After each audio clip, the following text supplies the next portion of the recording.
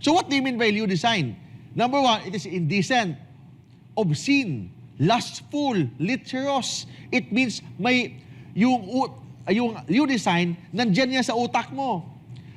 Yung tinatawag na mental process, the existence of which is inferred from overt act. It means case-to-case basis. So kailangan talaga i-prove mo sa court, kung example, ikaw yung complainant, i-prove mo sa court na may pagnanasa ang akusado sa'yo. Kung unintentionally nahawakan yung masilang bahagi sa katawan mo, that's not acts of lasciviousness. Kailangan, in order for you to be liable of acts of lasciviousness, kailangan may proof ka. Example kailangan kung gusto mong i-demanda yung isang tao ng acts of lasciviousness, i-prove mo sa court na yung tao na yan may pagnanasa sa'yo. May lewd design. Yung utak niya, bastos ang utak niya. Kasi kung intentionally yung paghawak, mga ganon, hindi pwedeng mademanda ng acts of lasciviousness. Paano i-prove, Kuya Mark, based on guts? Case-to-case basis. Ang hirap naman. So, walang definition sa batas ang lewd design. Kasi, iba ang paghawak ng isang private part sa maraming tao. For example, doon kayo sa MRT, maraming tao, nahawakan mo yung private part ng isang passenger. Iba yon. And another instances, same mapaghawak pero hindi sa MRT. Doon kayo sa sinihan. So, iba ang sitwasyon. But same ang paghahawak. Same ang hinawakan. Ang tanong dyan, ano ang kaso pag naghawak yung isang tao sa isang private part, doon sa MRT, maliwanag, maraming tao, at ano naman yung sitwasyon pag same paghahawak, same yung hinawakan, but doon naman sa sinihan. Iba ang sitwasyon. Sabi nga batas, ang lewd design, nandyan yan sa mental process sa isang tao. Yung presence or absence, it can be inferred sa overt act o yung action ng tao. It means through case-to-case basis. Ako, Kuya Mark, paano pag sinasadyang hawakan? For example, dumalo kayo sa isang activity. For example, religious activity. Yes. Tapos niyakap. Tapos sinadya doon na ginawa. Oh, yes. Yung may intention, Kuya Mark, na talagang may chancing. Chancing. Ba't ang tanong dyan? Chancing nga. Ba't ang tanong, yung utak niya, bastos ba? Hindi. Kasi in the very first place, religious activity, maliwanag, maraming tao. So, wala siyang intensyon talaga na bastusin ang isang tao. Baka nahawakan lang or may nag-joke lang siya, nahawakan. In fact, this is a Supreme Court decision. Sabi ng Supreme Court, hindi siya matatawag na acts of lasciviousness. Unjust vexation na ang naging liability or naging crime ng isang tao na yan, unjust vexation sa religious activity. Kasi nung paghawak niya, maliwanag. Paghawak niya, maraming tao. So it means hindi napapatunayan yung pagdanasa. So, kasi hindi napapatunayan yung pagdanasa, na-dismiss yung acts of lasciviousness, ang kaso niya, unjust vexation. Bakit? Walang lewd design. Bakit walang lewd design? Kasi paano ka pagdasaan yung isang tao kung maraming tao? Paano mo masatisfy yung sexual desire mo kung maliwanag?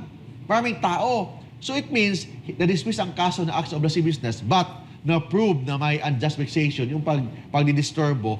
So, na-convict pa rin yung tao na yan, but hindi acts of lasciviousness, only unjust vexation. Si Susan Hernandez, may tanong kay Mark, maaari rin po bang makasuhan ng rape ang isang akusado kahit may kaso na siyang acts of lasciviousness? Yes, pwede makasuhan. Don't forget, iba ang acts of lasciviousness, iba ang rape. Iba yung krimen ng acts of lasciviousness. Ang acts of lasciviousness kasi, same, may force, may threat, may intimidation, but walang intent to penetrate. While in rape law, kailangan, aside sa may force, may threat, may intimidation, kailangan may intention to penetrate.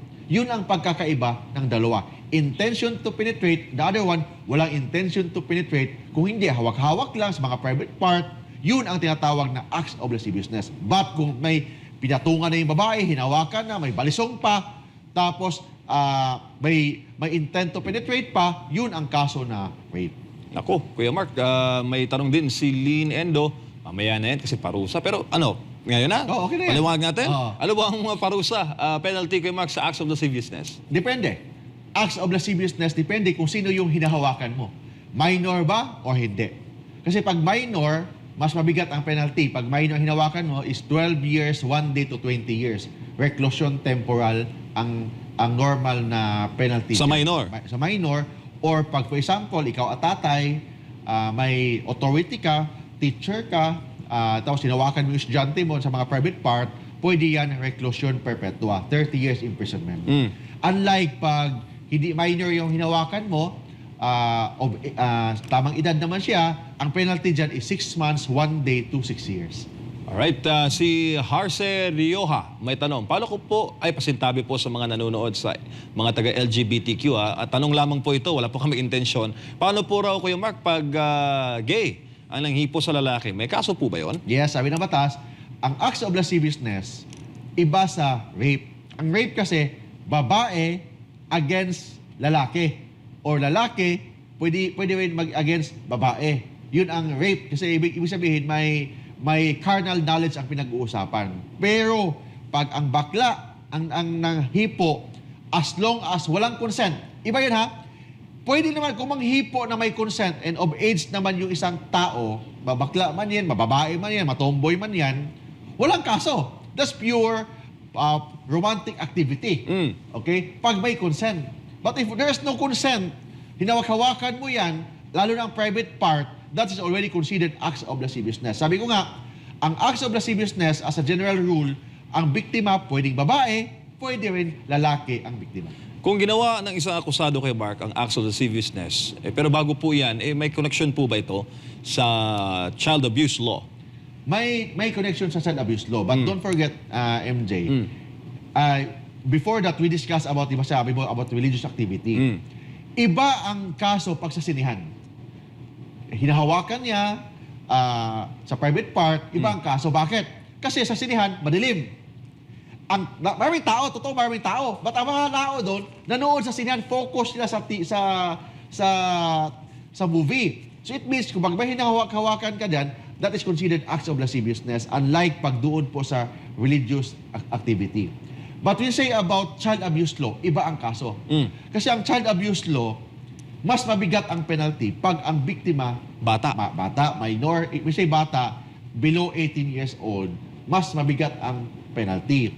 Then yung intention, ang sabi ng batas about sa acts of lasciviousness in relation to 7610, may intention to touch. Intention to touch the genital area, the anal area, the breast part, or the upper thigh, the buttocks, and ang intention niya is to harass, ang intention niya is to humiliate, degrade, or to satisfy his or her sexual desire. Ang ibig sabihin doon, kung the mere fact na hinawakan mo lang, hindi yan acts of lasciviousness. Kailangan may intention ka na i-humiliate yung tao na yan. May intention ka na i-satisfy yung iyong sexual desire bago ka maging liable ng acts of lasciviousness in relation to 7610. Paano kung nahawakan mo lang kasi niliguan mo? Is it considered acts of lasciviousness? Kasi of course, paliguan mo yung bata, sabon-sabunan mo. For example, is it considered acts of lasciviousness? Hindi. Bakit? Kasi sabi ng batas, kailangan may intention ka na to pahiyain ang tao, i-degrade ang tao or ang bata, or ang intention mo is to satisfy your sexual desire. Paano kung sabunan mo lang, liguan mo para maging malinis siya? Is it considered acts of lasciviousness in relation to 7610? Hindi. So, kailangan i-prove yun sa court. Of course, case-to-case basis, sabi ko nga, ang acts of lasciviousness, kailangan may lieu design. Yung lieu design, nasa utak ng isang akusado yan. I-prove sa korte na yung utak ng akusado na yan, mayroon siyang pagnanasa, bastos ang utak niya in order to be liable for acts of lasciviousness.